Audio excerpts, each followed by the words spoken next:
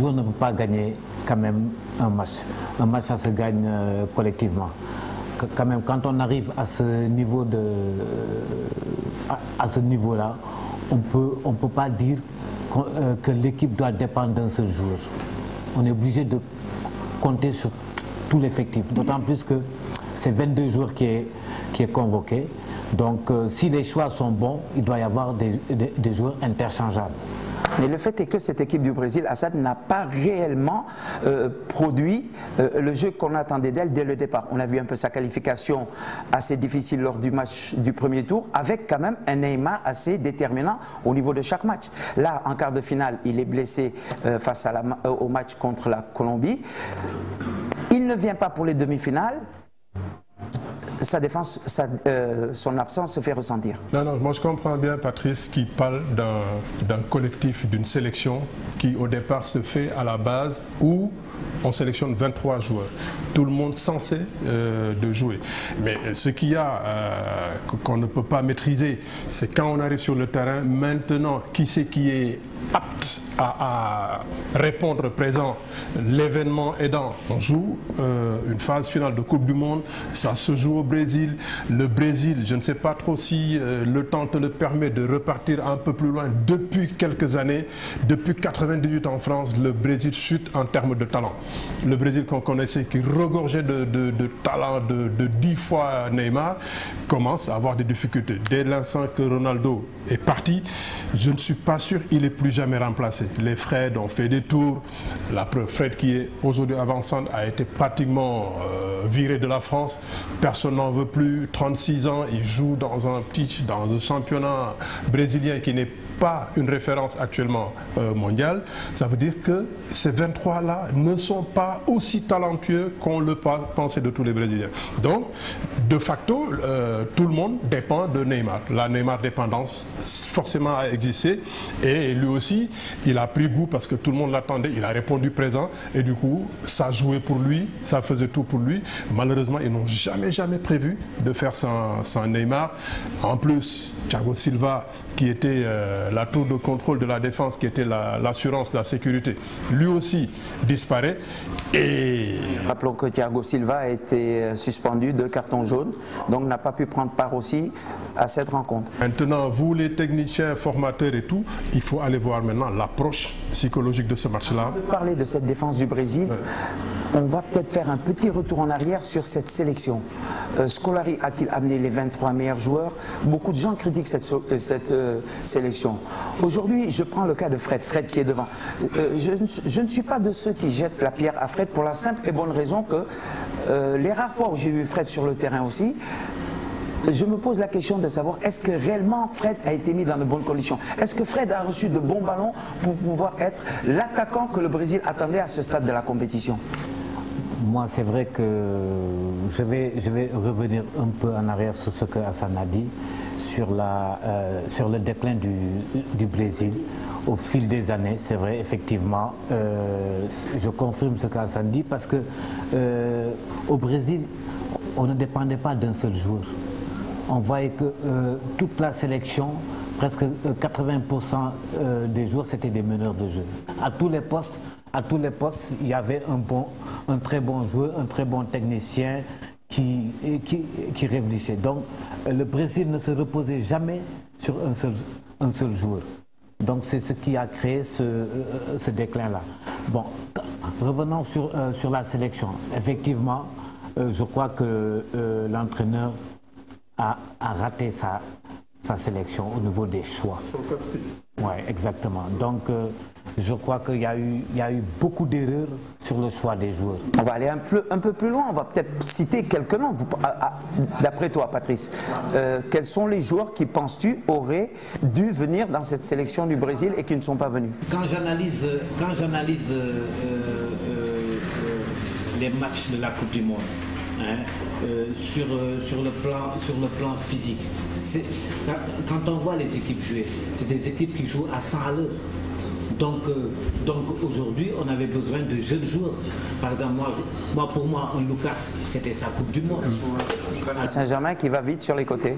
Et qui va vite sur les côtés, qui expose. Parce qu'aujourd'hui, dans l'équipe brésilienne, j'aurais pris, par exemple, en défense, par exemple, le jeune Marquinhos.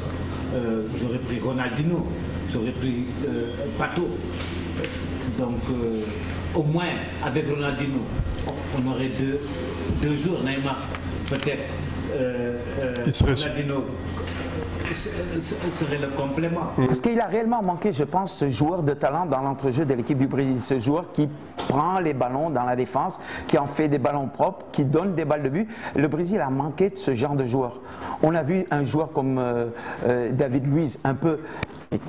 Qui, malgré sa fougue, malgré sa jeunesse, a essayé des fois de prendre le ballon derrière, d'aller de l'avant, mais je pense que c'était fait de façon assez désordonnée. Il partait de trop loin. Le bon milieu de terrain qui sait rendre propre toutes les actions qu'on reçoit, ça devient une denrée rare au Brésil, il n'y en a pas. Aussi, la référence, c'est que le milieu de terrain qui était au Bayern de Munich, comment il s'appelle Gustavo a été relégué au 4e plan. Le Bayern n'en voulait plus. Les gens jouent au niveau du Bayern, où on joue en Europe, où on joue en Ligue des Champions, où on joue les premiers rôles en Allemagne. Il n'est plus de... Lui n'a pas joué. Il n'a pas joué. Non, il a été même relégué à une autre équipe, 4e, 5e équipe de l'Allemagne. Ça veut dire qu'en termes de talent, en termes de niveau, lui, il est dépassé. Et c'est sur celui-là qu'on veut compter pour venir jouer. Bon, tu me parles de citer quelques noms. Moi, j'ai besoin de poser une question. Est-ce que réellement Hulk, il est brésilien? Hulk qu'on a attendu, qui a été régulièrement sélectionné dans cette équipe du Brésil, qui a régulièrement démarré sur le côté gauche, mais qui nous a réellement laissé sur notre faim. Mais exactement, ce que Hassan dit, c'est normal. Parce que un attaquant brésilien qui n'arrive même pas... Je ne parle pas de dribbler, mais de... Oui, les qualités de Hulk ne sont pas des qualités de dribble. C'est plutôt le joueur de rupture qui part loin, qui est puissant, qui frappe. Qui fonce sans réfléchir, sans penser au jeu. Parce qu'aujourd'hui, l'équipe brésilienne, comment ça se fait une équipe brésilienne? Je ne comprends pas que chaque année, le Brésil, on voyait un nouveau joueur talentueux. Maintenant, ce qui est grave, le Brésil n'arrive plus à faire circuler la balle à partir de la défense. Aujourd'hui, le Brésil, on a vu David Luiz qui dégage de loin, n'importe comment. David Luiz, vous avez parlé de David Luiz sur ses montées, mais il les faisait d'une manière désordonnée, indisciplinée. Donc aucune discipline. Moi, c'est pour la première fois que je vois un Brésil avec aucune discipline tactique. Ça, c'est du jamais vu. Franchement, même il ne respectait même pas la béaba du football. C'est ça que j'appelle la préparation psychologique d'un match. À mon avis, sur ce match-là, Neymar étant blessé, on sait qu'il nous manque quelque chose. Thiago Silva étant absent, on a mis trop de pression sur les remplaçants. David Luiz, il sort d'un match où il sort Brésil d'une grosse difficulté en marquant un superbe deuxième but. Et derrière ça, toute la hiérarchie a été bouleversée. On ne peut pas se réveiller du jour au lendemain quand on prépare des compétitions comme ça. Vous qui êtes des coachs, vous savez que le capitaine, il est là, le vice-capitaine, il est là, le troisième, il est là. On se réveille un matin, on dit, on change tout ça. Puisque David Luiz a marqué un but, on lui donne le brassard. On lui a mis trop de pression sur ses épaules, le gamin. Du coup, lui, en discipline tactique, il a tout faussé.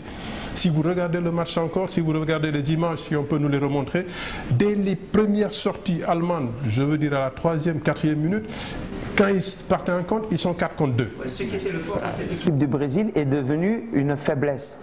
Dante, qui pourtant évolue dans ce championnat allemand, qui connaît bien ce groupe allemand, moi je pensais que Dante allait apporter un plus, allait être, je veux dire, une complémentarité dans cette défense, mais cette défense est passée complètement à travers. C'est-à-dire sur le plan psychologique, ce qu'Hassan a dit, c'est très important. Parce que moi, je ne peux pas comprendre.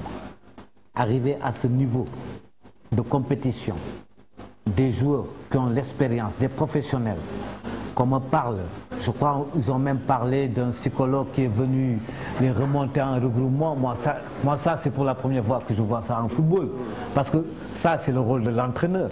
Aujourd'hui, un entraîneur qui perd aujourd'hui un joueur important dans son dispositif doit préparer à l'entraînement le joueur remplaçant et la nouvelle tactique à adopter. Mais mieux, je pense que cet entraîneur, lors même de la sélection des 23, devait avoir certaines doublures à des postes clés. Exactement. C'est là où je parle la préparation psychologique et mentale au niveau des joueurs que l'entraîneur devait préparer. Parce qu'aujourd'hui, le Brésil ne peut pas jouer contre une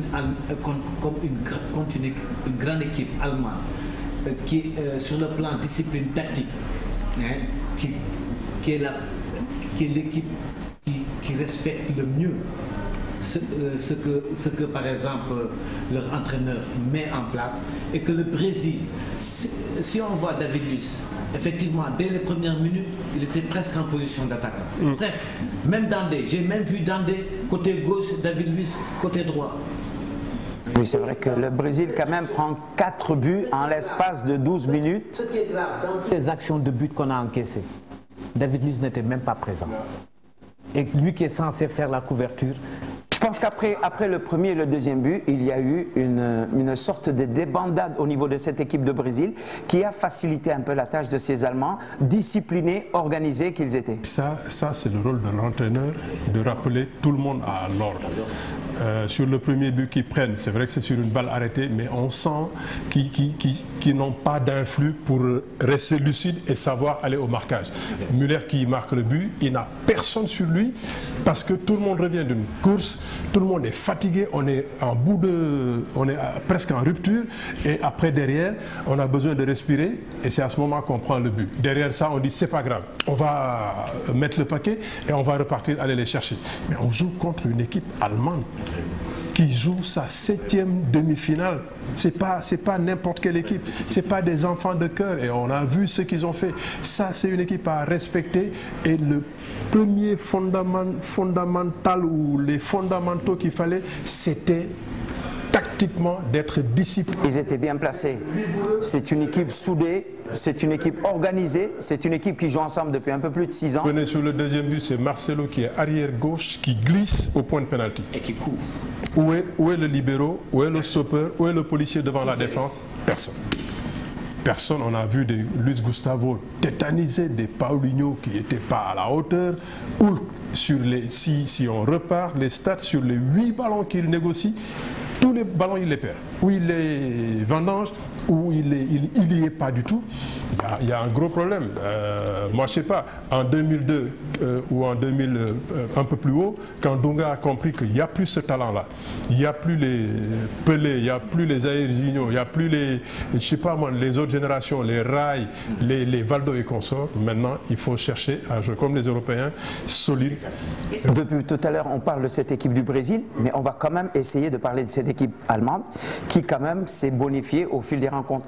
On se rappelle un peu ce fameux 4-0 qu'ils avaient mis à cette équipe du Portugal. À l'époque, on disait que cette équipe du Portugal n'eût été la sortie de Pepe, n'aurait peut-être pas pris ses 4 buts, mais réellement, je pense qu'ils sont très forts, ces Allemands. Le Portugal aussi, pas loin, moi c'est ce que j'appelle de l'indiscipline. On ne peut pas, à ce niveau de la compétition, avoir le comportement de Pepe. Et après, derrière, ça casse tout, toute l'organisation est foutue en l'air, c'est comme un château de sable. Mais hormis tout ce qui s'est passé, ils avaient commencé à dérouler contre le Portugal. L'Allemagne, c'est une équipe sérieuse. Ils ont toujours été là, ils ont toujours été sérieux, ils ont toujours été rigoureux. Ils ont été bousculés à ça un peu contre les Algériens, ces Allemands. D'accord, contre le Ghana, ils ont eu chaud.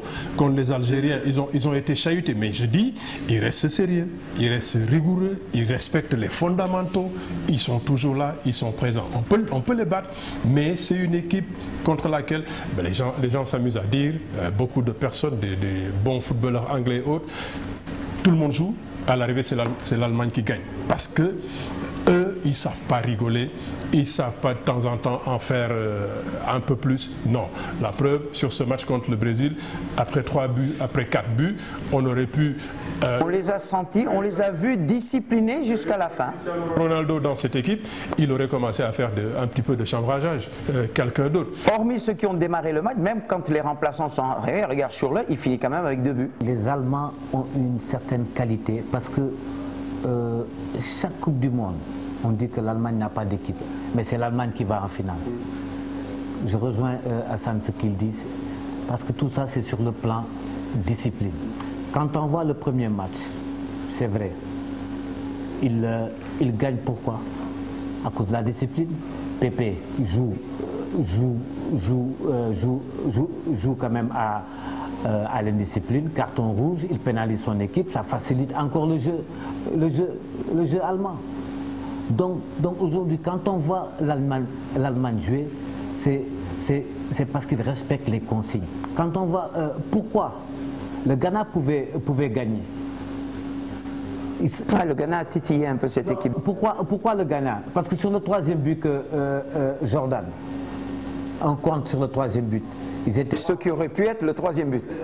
Mais il n'a pas fait la passe. Il voulait partir seul pour marquer le but. Les Allemands ont gagné, c'est parce qu'ils ont une discipline tactique énorme. Hormis tout ça, je pense que c'est un football quand même qui se porte bien. Le championnat Allemagne joue les grands rôles. Ils affichent le plein dans les stades. À un moment en foot, il faut savoir s'arrêter, se poser des questions et repartir sur la durée. Les Allemands, ils ont eu des difficultés quand ils ont joué chez eux. C'était, je pense, en 1996. Ils ont été massacrés. Ils se sont dit, attention, il y a un souci. Maintenant, on arrête tout et on voit ce qui se fait de bien, de mieux ailleurs. Et on part sur 10 ans. Pour y aller, pour monter des équipes, pour refaire les centres, pour refaire la formation. Et c'est comme ça que quand on voit un Toni Kroos, il a quel âge? Il a juste 24 ans. Le nombre de sélections, je ne sais pas. Mais c'est la bonne formation allemande. Pratiquement eux tous, ils jouent chez eux. Ils ont refait un autre football avec les Beckenbauer et tout ça pour se dire attention, il y a un souci, on s'assoit entre nous, on se remet en cause et on retravaille. Ce qu'on ne sait jamais faire au Sénégal. Parce que Gorée, on va dire on retravaille, mais tout de suite on veut la Coupe du Sénégal, on veut le championnat. Rappelons que sur une liste de 10 joueurs, ils ont quand même 4 joueurs aussi nominés pour vous montrer la bonne forme de ces joueurs allemands. Ils sont dans un bon cycle. Ils sont dans un bon cycle. Une nouvelle génération formée chez eux. C'est arrivé aussi aux Français. À un moment, quand ça n'allait pas, on dit on rentre à la maison, on revoit les centres de formation, on revoit Clairefontaine, on revoit la formation à la base. Ce truc-là, le Brésil ne l'a pas encore fait. Et là, je pense qu'ils sont condamnés, ils sont tenus de le faire. Et il faut repartir sur les années qui viennent. Quand on a entendu Neymar, un peu avant, si ce n'était pas Thiago Silva, défenseur, il n'y a plus de talent au Brésil qui circulait un peu partout. Parce qu'après, à un moment, les Scolari, ils sont un peu dépassés. Scolari, il a été champion du monde il y a combien d'années? Il y a des années. Après, il n'est plus aux affaires. Son adjoint, rafraîchissez-moi la mémoire, qui est avec lui sur le banc, lui, il a gagné Carlos Alberto Parreira a gagné avant Scolari. Mais c'est des dépassés, c'est des périmés. Sur le papier, ce staff avait l'air d'être un staff confirmé. D'ailleurs, même sur leur conférence de presse, ils en ont parlé. Hein. Ils ont même dit qu'il faudrait qu'on retourne à la formation. Parce que c'est vrai, on a trop tendance à négliger la formation et à investir à long et moyen terme. Parce qu'on ne peut pas avoir tout de suite des résultats. Il faudrait que l'Allemagne, son point fort, c'est la formation. Quand on voit le championnat allemand, il n'y a pas beaucoup d'étrangers. Il n'y a pas beaucoup d'étrangers qui évoluent là-bas. Donc, ce qui fait que aujourd'hui, l'Allemagne est en train de progresser. C'est comme aussi la France. On sait bien que dans l'équipe de France aussi, quand on voit La moyenne de l'âge, c'est presque 19 ans, 21, 22. Et les jeunes jouent. On va quand même rappeler ce score, donc 7-1 pour cette équipe d'Allemagne. Et il y a eu le deuxième match qui opposait le mercredi la Hollande à l'Argentine. Ce match-là, par contre, n'a pas eu de but. Ça s'est terminé encore sur ce score de parité 0 but partout. Ça s'est terminé après 120 minutes de jeu. Et au final, l'Argentine qui se qualifie devant une belle équipe quand même de Hollande qui aura réussi son mondial. Le match de la veille a dû faire des dégâts parce que la veille, les entraîneurs voyant que ce Brésil-là est en train de chavirer par manque de discipline tactique, les gars, je ne suis pas dans les vestiaires, mais je suis sûr qu'au tableau noir, on a insisté sur la rigueur tactique, sur la prudence, et c'est ça, à mon avis, moi, personnellement, l'erreur que la Hollande ne devait pas commettre. Avec un Robben qu'ils ont eu tout le long du mondial, qui mettait que le feu, qui mettait que le turbo, il ne fallait pas les brider, il ne fallait pas leur demander d'être... on ne l'a même pas vu. Dans ce match, de même que Messi qu'on attendait. Messi a été muselé. Messi, la tactique, l'organisation dans l'entrejeu de la Hollande avec un De Jong qu'on a ramené pour tout de suite aller au premier contact, même si le dribblé, il y a un deuxième qui vient. Messi a été un peu muselé. Il n'a pas été aussi aidé par l'absence de Di Maria qui régulièrement lui donnait un bol d'air, un coup d'oxygène. Sans lui, il était obligé de tout porter. Mascherano était trop loin. Il s'attelait au duel, au combat, aux tâches défensives. Il était un peu trop esselé et Higuaín n'a pas été le point de fixation qui pouvait donner aussi de l'air. Et tactiquement, ça a été tué ce match-là. Les talents n'ont pas émergé. Du coup, on est allé au tir au but. Et encore là, je n'ai jamais compris pourquoi le sélectionneur hollandais n'a pas refait le coup de... On va rester toujours sur ce match. J'en profite vite fait pour faire un petit coucou à deux personnes, c'est-à-dire David Diadio et Papi Koulibaly. J'ai tenu à présenter cette première partie de l'émission avec ce maillot allemand. Je ne suis pas supporter de l'équipe d'Allemagne. Pour ne pas faire de jaloux, vous allez me donner 2 secondes, le temps de l'enlever et pour pouvoir continuer la suite de cette émission. Voilà, pour ne pas faire de jaloux, avec ce maillot de l'Argentine, rappelons que c'est l'Argentine qui s'est qualifiée face à cette équipe de la Hollande. L'Argentine au tir au but. L'Argentine sans vraiment convaincre depuis le début de ce tournoi. Poussivement, l'Argentine sur 2-3 coups de patte de Messi a fait la différence lors du premier tour. Après, on a vu des joueurs comme Di Maria qui sont venus à la rescousse quand Messi calait un peu. Di Maria qui se blesse, qui n'a pas joué les demi-finales mais qui va peut-être être aligné tout à l'heure. Et puis Higuaín qui s'est réveillé au bon moment, c'est-à-dire en quart de finale, mais qui a été lui aussi complètement à côté dans ce match de demi-finale. Ouais. Moi, pour le match Argentine-Hollande, l'Argentine, je crois ils ont conservé leur jeu depuis le début de la Coupe du Monde. Tactique voulue par l'entraîneur, ne pas trop pousser. Parce que quand on voit le premier match contre la Bosnie, l'Argentine... Une belle équipe de la Bosnie qui m'avait séduit. L'Argentine a été bousculée par la Bosnie. Parce que l'Argentine, je crois, jouait beaucoup plus la prudence durant tout le parcours. Même jusqu'aux demi-finales, comme l'a dit comment dirais-je, Assad, l'entraîneur hollandais a été piégé. Parce qu'il a changé sa façon de jouer. Parce que s'il avait conservé la même façon de jouer pendant la première partie de sa Coupe du Monde, en allant attaquer à fond. Mais la Hollande n'a jamais réellement attaqué. La Hollande a toujours joué en contre, hein, avec une défense à 3. Les deux équipes ont joué presque de la même manière. Donc en s'économisant, parce qu'on a voulu jouer le contre, or que la force de l'Hollande, depuis que la Hollande est Hollande, tout le monde sait que la Hollande pratiquait un football total, mais je crois que Van Gaal a changé la donne en arrivant dans cette équipe de la Hollande. Et puis c'est peut-être pas évident de jouer une équipe comme l'Argentine quand on sait que de l'autre côté vous avez un joueur comme Léo Messi qui est capable sur un éclair de génie de faire la différence. Je pense que d'abord, comme Hassan l'a dit, par rapport au match de mardi, il est venu dans un souci d'abord de ne pas prendre de but. Après, peut-être cela aidant, il a peut-être essayé au cours du match de prendre un ascendant sur l'Argentine. Mais rappelons que cette équipe de l'Argentine, avec Di Michelis derrière, Garay, Zabaleta, Rojo, c'est costaud, costaud, costaud physiquement. En plus, dans l'entrejeu, vous avez Mascherano qui retrouve un poste de prédilection au milieu de terrain, aidé en cela par Biglia. C'est une équipe difficile à manœuvrer. Mais justement, parce que Hassan l'a dit tout à l'heure, Mascherano, à un moment donné, moi je croyais même qu'il jouait accent. Défenseur central. Et c'est lui, parce que quand on voit presque toutes les couvertures, c'est lui qui les a fait. Les derniers tas. C'est lui. C'était lui. Même dans les sorties de balle, on a les deux arrières latéraux qui montent très haut, la défense centrale qui s'écarte, lui qui revient chercher. Est-ce qu'il n'était pas même, il était milieu de terrain, axial? Genre libéraux dans l'entrejeu. Exactement. L'entraîneur argentin, lui, se disant aussi qu'il veut un bloc, il veut un collectif compact, mais solide derrière. Parce qu'après devant, il sait qu'on peut compter sur un coup de génie de Messi. Du coup, ça nous ramène même jusqu'au début de la sélection. Ce que le Brésil n'a pas pu faire, le sélectionneur argentin l'a fait en écartant les Tevez, parce que Tevez, il serait venu, il ne va pas respecter Messi, il va en faire un peu à sa tête. Un peu ça, c'est les têtes fêlées. On les bouge, on les secoue, mais ils sont là, ils répondent présents. Et à l'instar de Mascherano, ils sont toujours là au duel, ils ne les perdent pas. Après derrière, contre la Bosnie, contre l'Iran, contre où tu veux, le Nigeria, c'est Messi qui les sort. Là, il n'y arrive pas.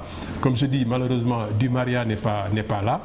Et ils ont eu des bottes secrètes parce que Pérez qu'on amène, qui a été meilleur joueur du championnat portugais et qui était masqué par Di Maria et autres, lui à un moment, tactiquement, a joué son rôle sur cette partie. Il a été l'un des... Belle performance au cours de cette demi-finale. Beaucoup de travail, il a muselé généralement la Hollande, le couloir de Dirk Kuyt amenait beaucoup de ballons, mais tout en première période, on n'a pas vu Kuyt jusqu'au moment où on l'a amené sur le côté gauche et Pérez est allé dessus. Et Pérez, chaque fois que lui aussi il pouvait, il amenait un peu d'oxygène devant, faisait des courses. Celui-là, à mon avis, il n'a pas tout montré. Et il va être même dangereux pour la finale. Pour Agüero qui était blessé, qui revient dépassé un peu par les événements, a raté sa rentrée. Lui aussi, il doit quelque chose à l'Argentine. Je pense que tout ça, avec Di Maria, je ne sais pas maintenant quelle magie on va nous dire tout à l'heure s'il sera là. Jusqu'à maintenant, il est probable, il n'est pas probable. Mais à mon avis, moi, cette Argentine-là et Messi qui leur doit un grand match aussi. Vous pensez que le banc sera important au cours de cette finale? La profondeur du banc? Du côté allemand, c'est solide. Sur le banc, Götze, pas mal. Parce que de toute façon, quand on voit les deux équipes, je crois qu'ils méritent tous d'être là. Ouais. Parce que du point de vue qualité, jeu, respect des consignes, sur le plan tactique, sur le banc de touche. Regardez le banc de touche des autres équipes, Brésil par exemple, il n'y a rien. Non. Avant ces demi-finales, je tenais un peu ce discours. Je disais que les 4 meilleures équipes de cette Coupe du Monde étaient bel et bien représentées au niveau de ces demi-finales. Après, maintenant, avec la débâcle du Brésil, on se rend compte que le Brésil n'était pas aussi solide qu'on le pense. Non, ils ont fait leur Coupe du Monde K1, ils ont bénéficié de l'engouement du public, de la ferveur, mais du point de vue talent, niveau intrinsèque individuel, ils ne sont pas là. Il restait beaucoup. Ils ne sont pas là. Moi, je suis brésilien 200%, mais je sais que j'ai jamais vu un Brésil à ce niveau de compétition. Aussi mauvais. L'axe central. Parce que quand on voit leur premier match contre comment dirais-je, la Croatie, mais ça passait facilement dans l'axe de but. Donc il y avait un milieu inexistant sur le plan défensif. Il n'y avait pas la conquête qu'il fallait. Non. Il n'y avait pas la conquête.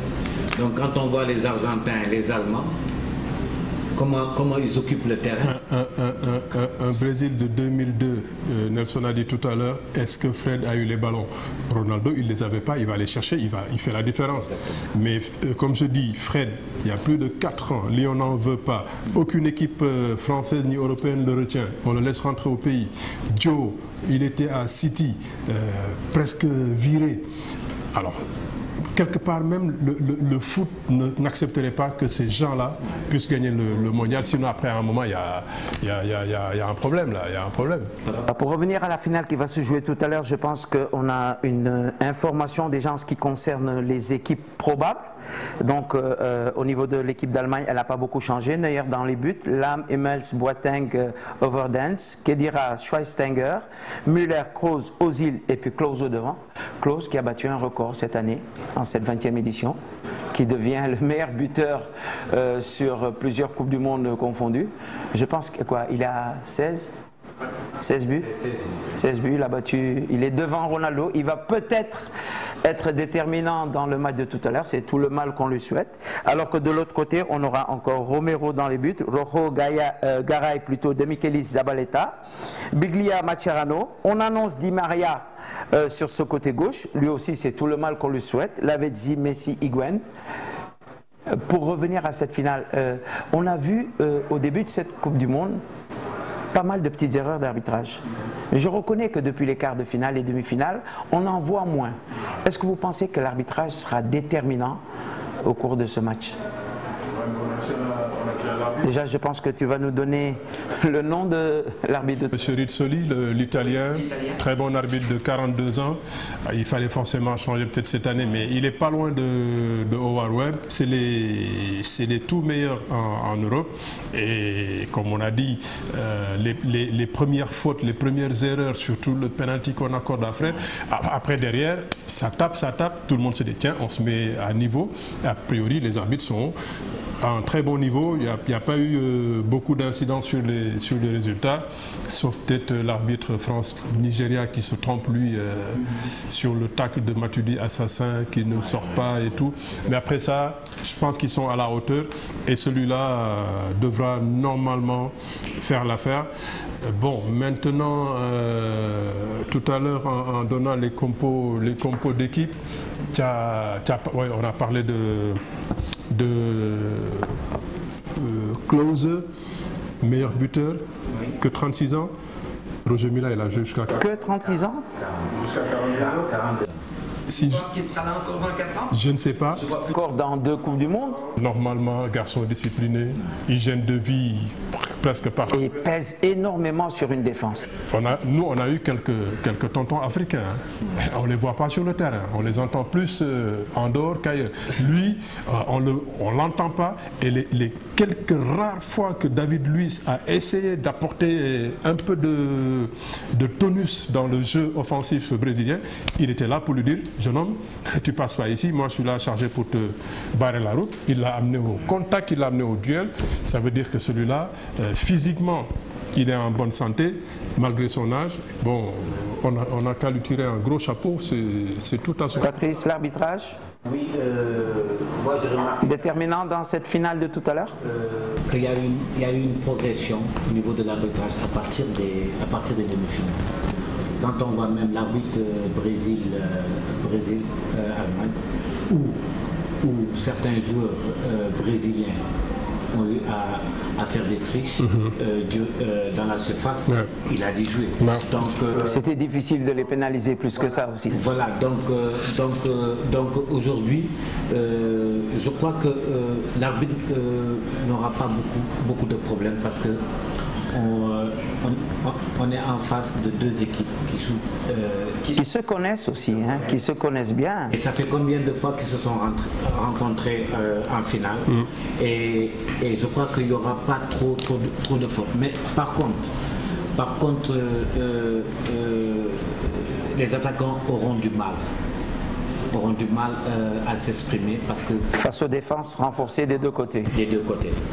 Bon, maintenant, c'est une finale, peut-être les entraîneurs changeront un peu leur manière de jouer, mais je ne pense pas. Et rappelons quand même au passage que ces équipes se connaissent bien. Quand je dis ces équipes se connaissent bien, elles se sont rencontrées en 1986 au stade Aztec.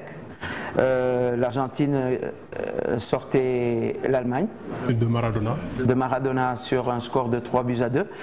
C'est un match qui a été arbitré par le Brésilien Arpifilio, qui s'était très bien passé à l'époque. Ils se sont retrouvés encore en 90, 4 ans après.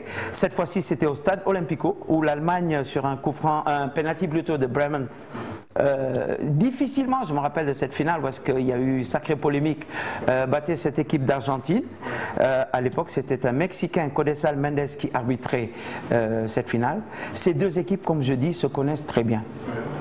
Maintenant, ce qui va se passer, peut-être, je ne pense pas qu'à ce stade de la compétition, on respecte à tel point une des deux équipes qui fait qu'on passe à côté et qu'on ne joue pas. Moi, je vois cette équipe d'Allemagne libérée jouer son jeu le plus normalement du monde, avec peut-être de l'autre côté une équipe d'Argentine amenée par un Messi qui est comme Hassan l'a dit. Tu as un peu parlé des équipes, des finales. 86, l'équipe de l'Argentine qui gagne ressemble un tout petit peu à cette équipe d'Argentine actuelle.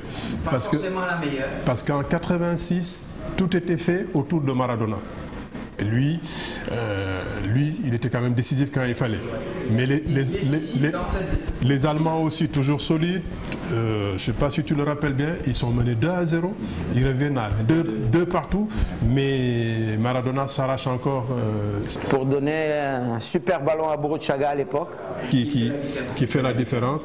Bon, si maintenant 86 reflète 2014, c'est une même équipe d'Argentine, bâti autour de Lionel Messi, qui normalement lui parce que lui aussi on le compare régulièrement à Maradona et lui aussi il lui manque quelque chose, c'est ce titre, et l'âge commence aussi à s'approcher.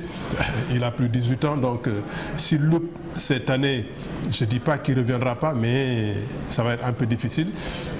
Attention, si on parle de comparaison, 86 voudra être égal à 2014. Mais cette équipe d'Allemagne quand même a l'air un tant soit peu au-dessus du lot. On va revenir un peu sur cette équipe d'Allemagne. Je veux dire, quand vous commencez derrière, Neuer, c'est un peu ce qui se fait de mieux dans le monde. Mais sur le plan défensif, sur le bloc défensif, l'Argentine est mieux organisée.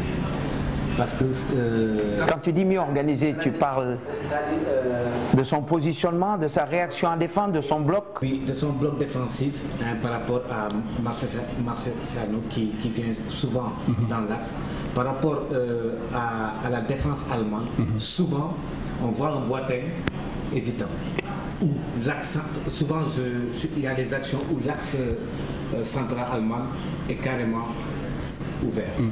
Où ça risque de permettre des infiltrations des milieux de terrain adverses pour aller marquer.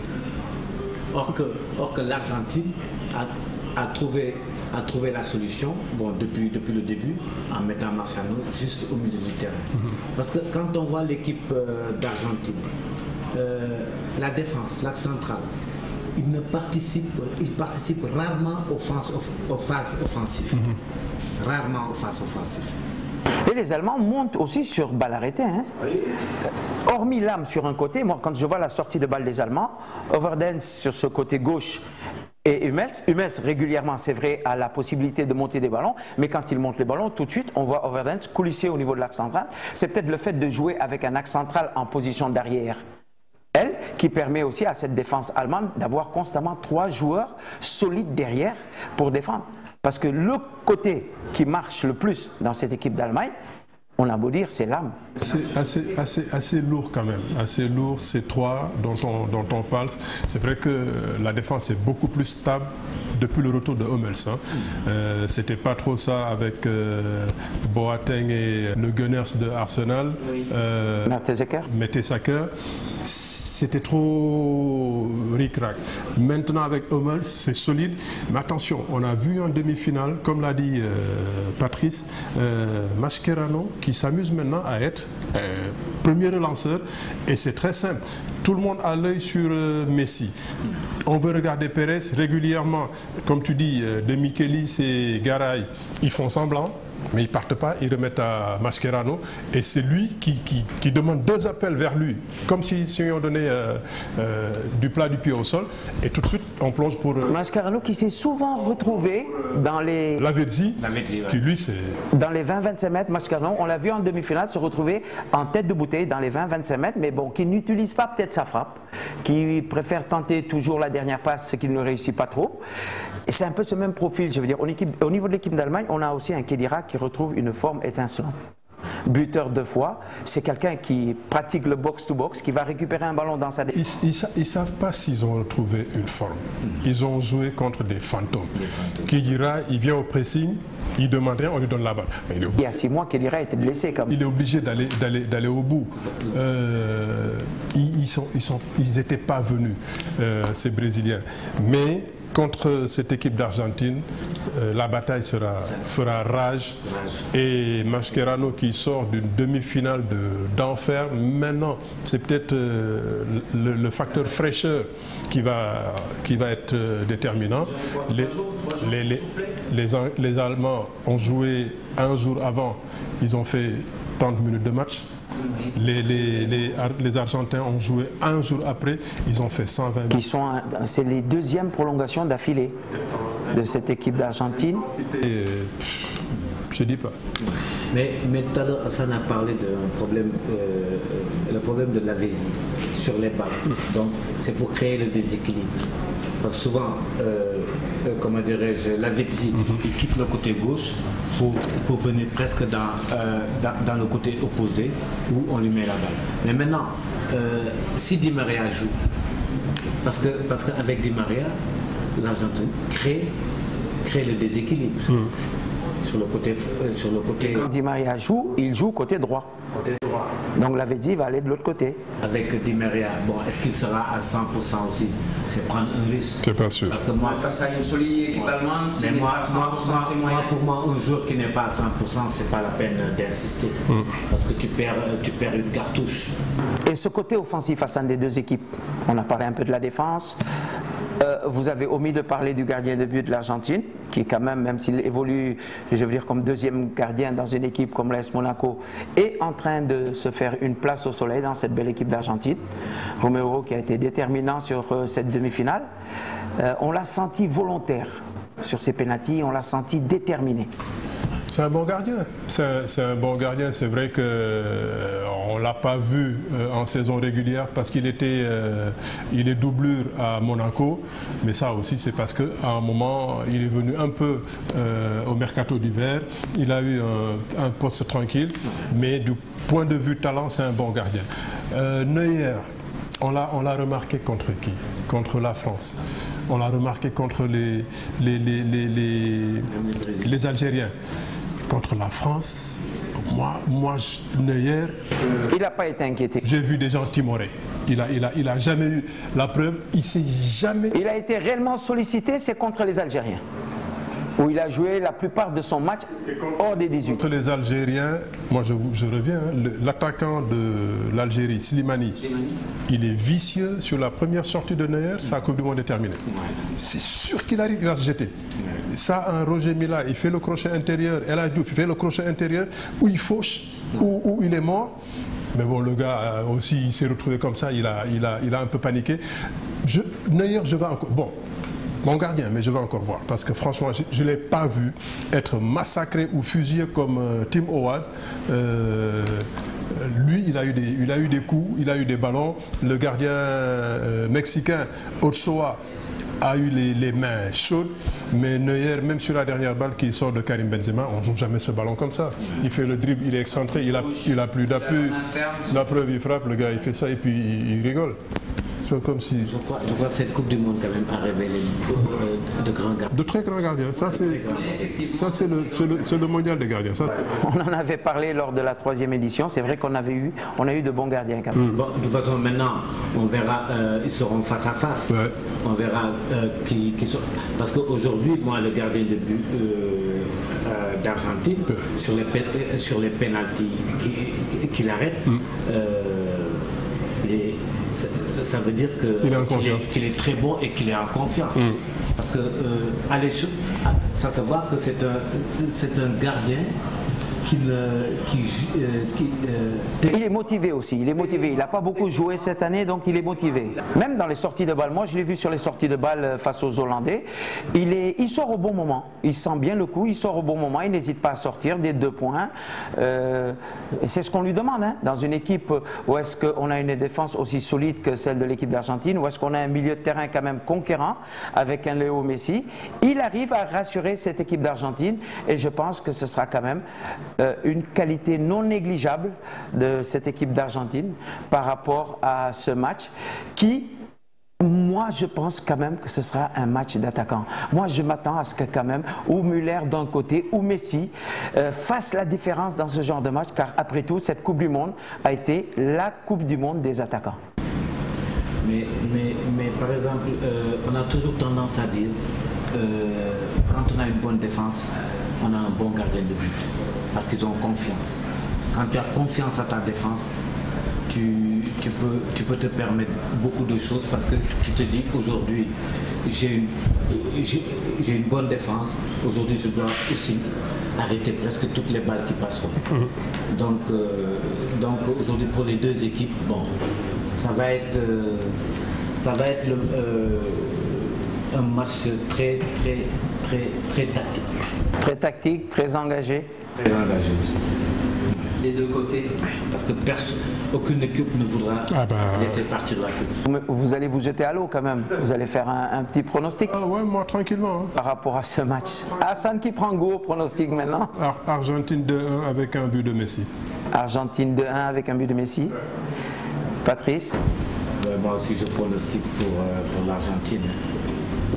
Allez, il y aura match. Ouais. Donc il y aura bien match tout à l'heure face à ces 2 belles équipes qui nous auront démontré tout leur talent, toute leur qualité offensive, défensive, qui nous auront montré un sens de la discipline, surtout du côté des Allemands. Une équipe qui, comme Hassan le dit, on a l'habitude de le dire souvent, le football se joue à 22 et à la fin c'est les Allemands qui gagnent. Je ne sais pas si les Allemands vont gagner ce match tout à l'heure. Toujours est-il que je souhaite qu'on ait un bon match et j'espère que vous avez pris plaisir à partager cette émission encore de Yamat, qui était la 5e émission hebdomadaire depuis sa création. On est encore au coup d'envoi lunch sportif restaurant Le Coup d'envoi. Merci Hassan d'avoir participé à cette émission. Merci Patrice. Malheureusement, l'horaire est difficile. On a tellement parlé qu'on a soif et le Ndogou, c'est pas pour maintenant. Bon, bonne finale. Donc, bonne finale à tous et on se donne rendez-vous la semaine prochaine pour cette 6e édition. Merci.